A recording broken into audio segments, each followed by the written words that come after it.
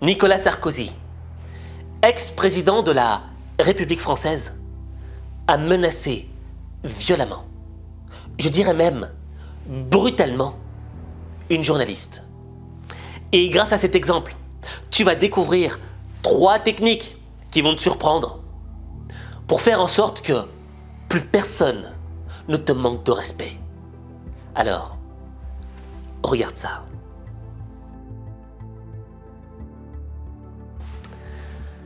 Nicolas Sarkozy. Qu'est-ce que je pourrais dire sur lui? C'est le genre de gars à qui faut pas chercher des noises. Ah non, touche-moi pas. Casse-toi alors. Tu me salis. Casse-toi alors. C'est toute la France qui crève. Et pourquoi je suis pas là? Je suis là. Alors attendez. Eh bien oui, écoutez, mais les autres ils avaient qu'à venir avant. Ils venaient pas. Moi je viens. C'est toi qui as dit ça? Bah descends un peu le dire. Descends un peu.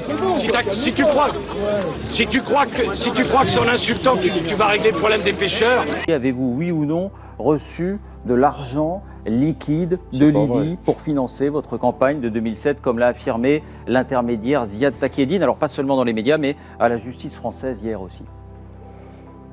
Quelle indignité. Nous sommes sur le service public. Vous en avez parlé vous-même hier soir.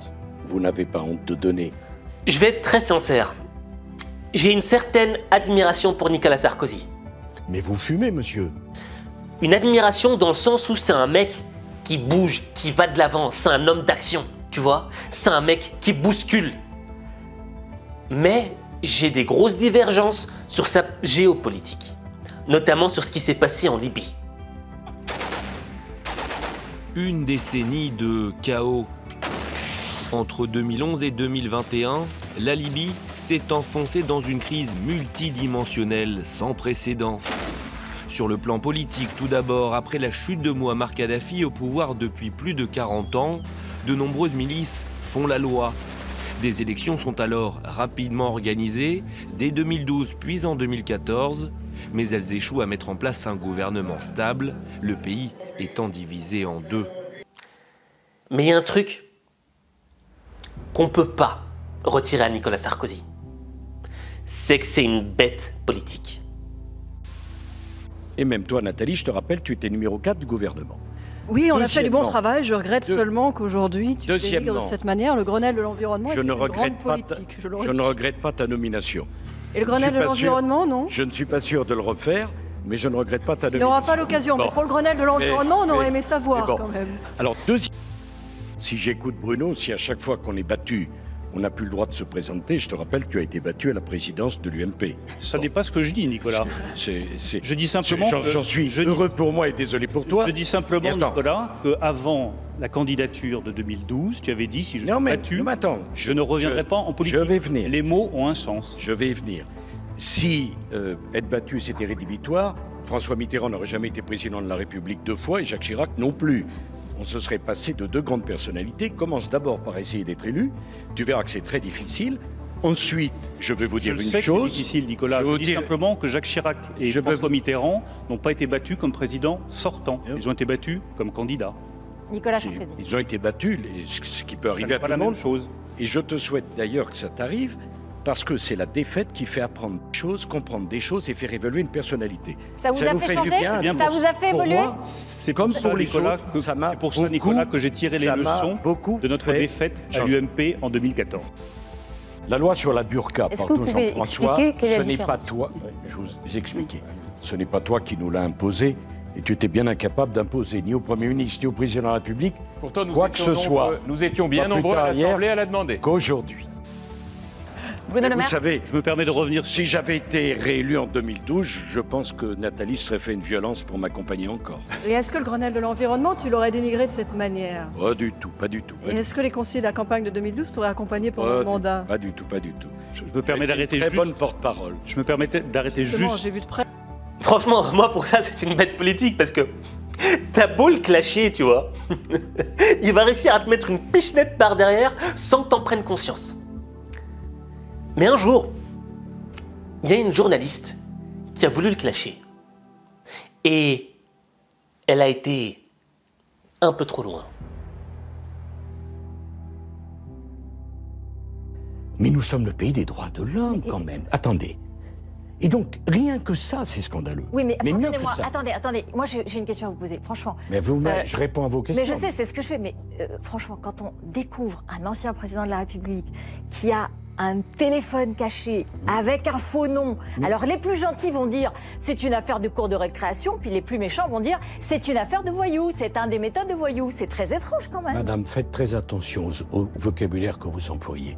Parce que je ne suis pas quelqu'un qui plaisante, donc vous ne parlez pas de moi comme un voyou. Pardon de le dire, parce que moi je pourrais dire aussi qu'inviter M. Taqeddine chez BFM comme vous l'avez fait, c'est une affaire de voyous. Donc mesurez votre vocabulaire. Et les choses iront beaucoup mieux. Alors, excusez-moi. Toute la presse indiquait que j'étais sur écoute, que j'ai un téléphone pour parler avec mon avocat ne fait pas de moi un délinquant dans un pays où les écoute. Parce que la vraie voyoucratie, madame, c'est pas d'avoir un téléphone pour parler avec son avocat. La vraie voyoucratie, voyez-vous, c'est de mettre sur écoute les plus grands avocats de barreau de Paris pour se payer Sarkozy. C'est là où est la violation de l'état de droit. Et là, mais un élément, pardon, Ouais. je m'expliquerai devant le tribunal. Parce que moi, j'ai toujours fait face à mes obligations. Je suis à plus de 200 heures d'interrogatoire. Et madame, mon casier judiciaire est vierge. Donc vous ne parlez pas de moi comme d'un voyou. Non, je ne parle pas qui n'a ni de moi comme qui a des méthodes de voyou. J'ai répondu à tout. Et j'irai au tribunal, parce que moi, je respecte la justice. C'est pas un combat entre moi. Quand j'ai vu cet extrait, je vais pas te mentir, j'ai eu peur pour la journaliste. C'était Routel Krief. Hein. Mais tu sens, t'as l'impression qu'il va lui mettre une grosse claque, quoi. Mais dans un sens, il a raison de la remettre en place. Parce que se faire traiter de voyou, ça fait pas plaisir. Et là, il y a une question qui se pose. La question du respect. C'est vrai que dans nos vies à nous, parfois il y a des gens qui ont tendance à nous manquer de respect. Or, nous on n'a rien demandé. J'ai pas demandé à ce que tu me manques de respect. J'ai même pas demandé à ce que tu fasses présence dans ma vie.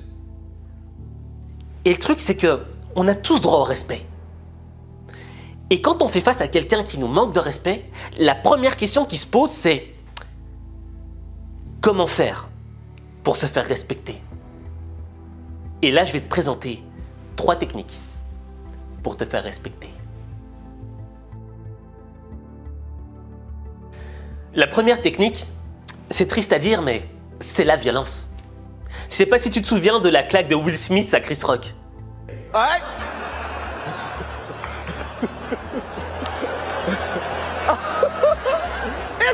That was a nice one. Okay.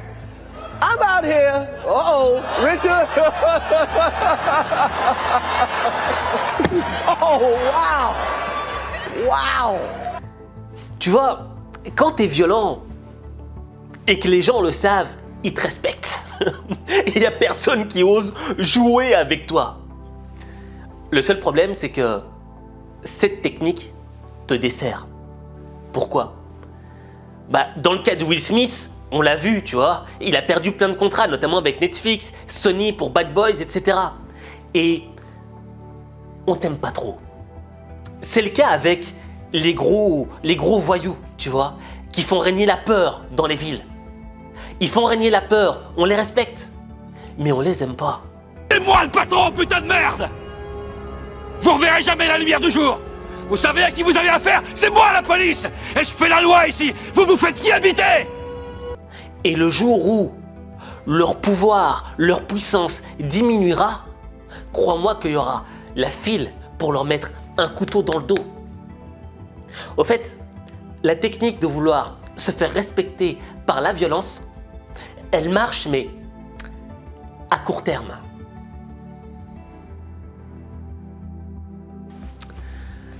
La deuxième technique, c'est la technique des pendules. Les pendules.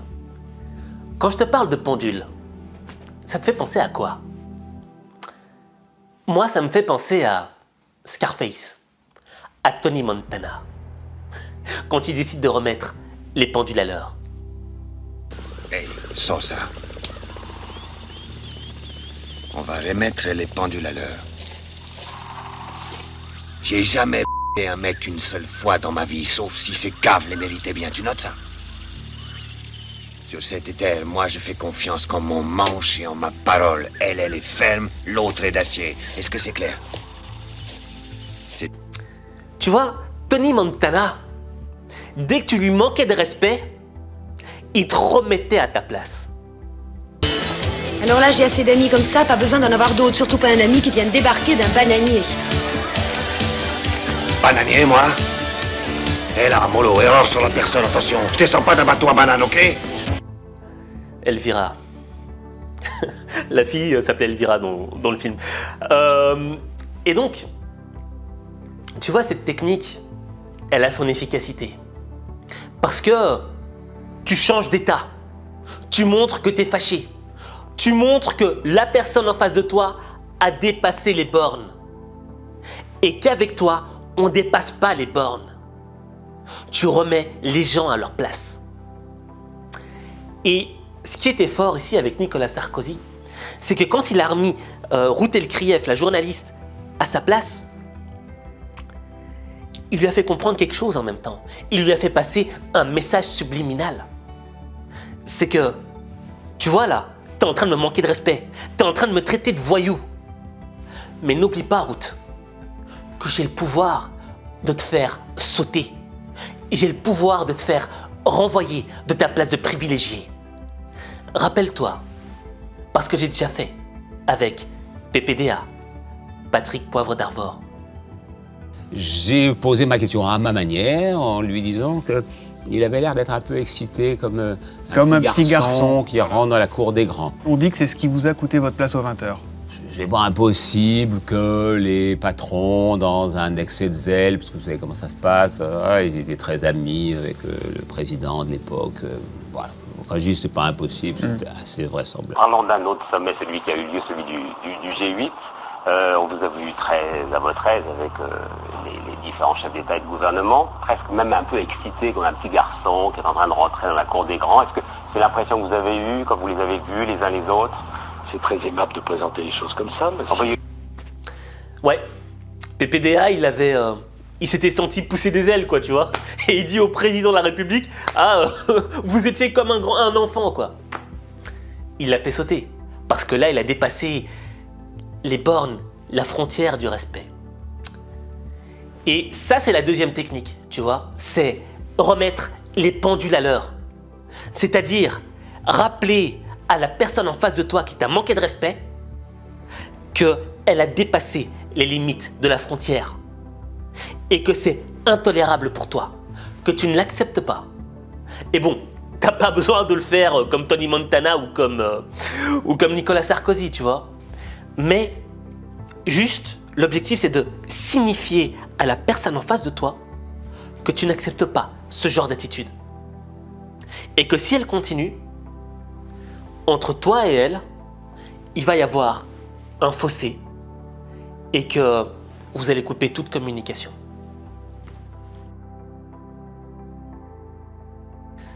La dernière technique, c'est...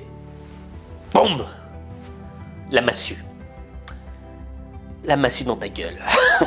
Désolé, je suis un petit peu vulgaire, mais... La technique de la massue, je trouve que c'est la plus efficace et la plus forte. Au fait, cette technique, elle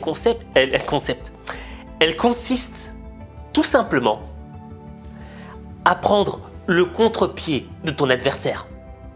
C'est-à-dire que lorsque lui est dans l'invective, dans l'insulte, dans le manque d'élégance, faut que toi, tu sois dans le calme, dans la douceur et justement dans l'élégance. Et il y a un mec qui faisait bien ça. C'était Tariq Ramadan. L'intervention de M. Ilpold qui a évoqué l'état de droit. Or, j'aimerais juste lire quelques lignes du livre d'Annie Ramadan, votre frère, « L'islam est la dérive de l'Occident ». Mais l'islam comprend une notion qui est étrangère à la démocratie moderne. L'obéissance de tous les citoyens musulmans va d'abord à la loi divine. C'est elle, la charia, qui constitue la référence normative de l'ensemble de la communauté. Oui, monsieur, ce que je peux vous répondre, parce que d'abord, vous... Oui, c'est votre frère. Oui, c'est pas moi. Ouais. Mais en plus, il faut lire l'ensemble de sa réflexion pour les sociétés majoritairement musulmanes. C'est ce qu'il est en train de mettre en évidence. Et ce qu'il dit et ce qu'il pense, ce qu'il traduit dans ces lignes-là, c'est qu'à partir d'un certain moment, quand il y a la loi instaurée d'un pays, on la respecte. Je vous pose une question. Est-ce que vous avez lu, de la part de Hani Ramadan, directeur du Centre islamique de Genève, une seule réflexion disant qu'il ne fallait pas respecter la loi suisse?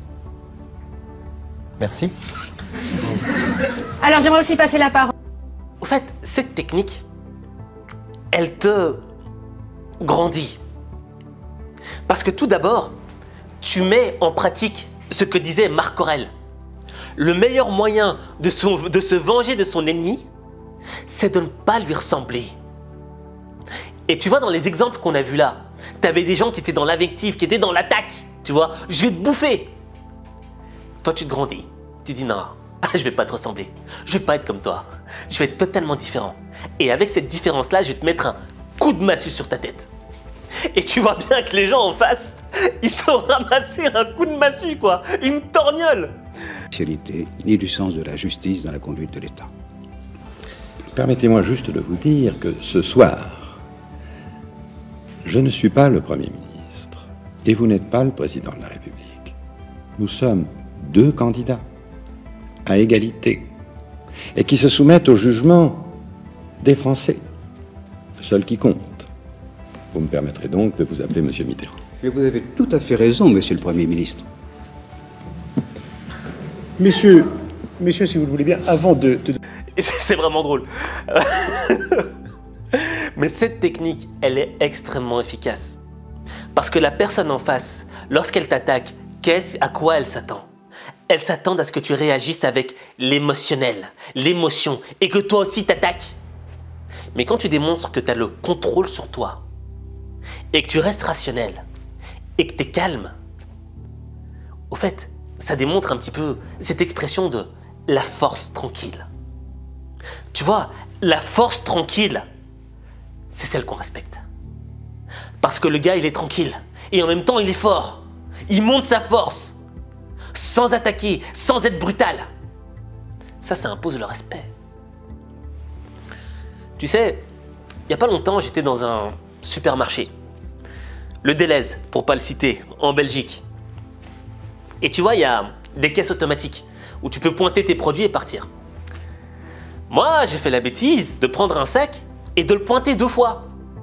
Et généralement, quand tu pointes un produit 2 fois, faut que tu appelles la caissière pour qu'elle te débloque le truc, etc.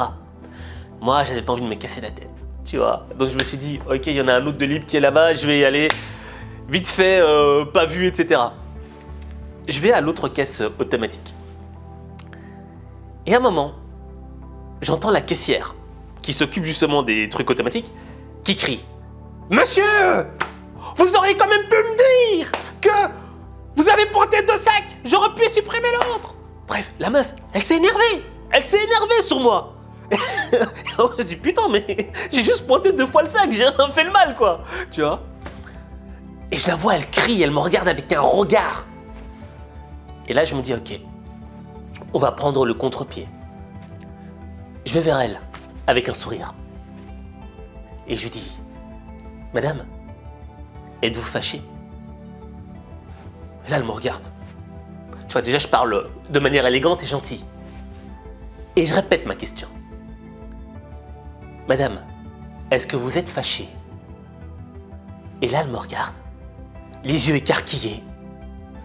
Je l'ai prise à contre-pied et elle me dit, avec un ton beaucoup plus bas et moins nerveux, « Non, mais c'est juste que je préférais que vous me le disiez, quoi, que vous avez fait ça. » Et là, je lui réponds, ben, écoutez, je m'excuse. La prochaine fois, je ne ferai plus cette erreur. Je repars sur la caisse. J'ai éteint le feu. J'ai pris le contre-pied. Pourquoi? Parce que les gens, lorsqu'ils sont en mode attaque, ils s'attendent à ce que tu répondes à l'attaque. Ou que tu fermes ta gueule et que tu te soumettes. Non, j'ai décidé de prendre le contre-pied.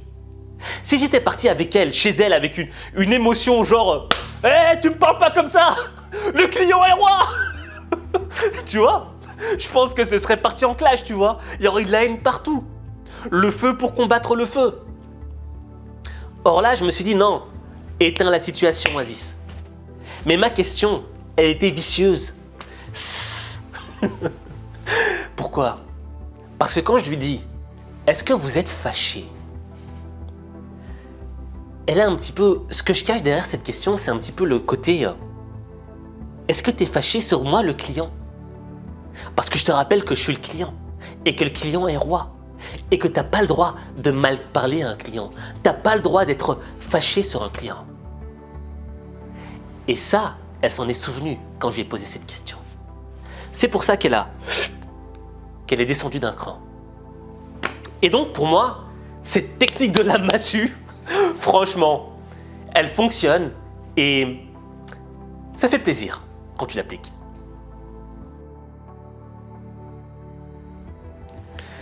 Bon, j'ai beaucoup parlé.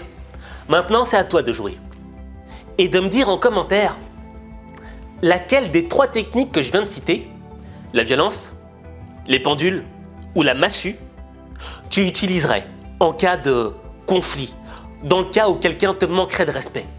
Ça peut être n'importe laquelle. Je veux dire, il n'y a pas de bonne, il n'y a pas de mauvaise. C'est ton choix à toi. Tu vois ce que je veux dire? J'ai pas à influer, j'ai pas à te... Non, influer, oui, en bien, je peux. Mais ce que je veux dire, c'est que j'ai pas à te donner des ordres dans ta vie. Parce que c'est toi qui fais les choix de ta vie.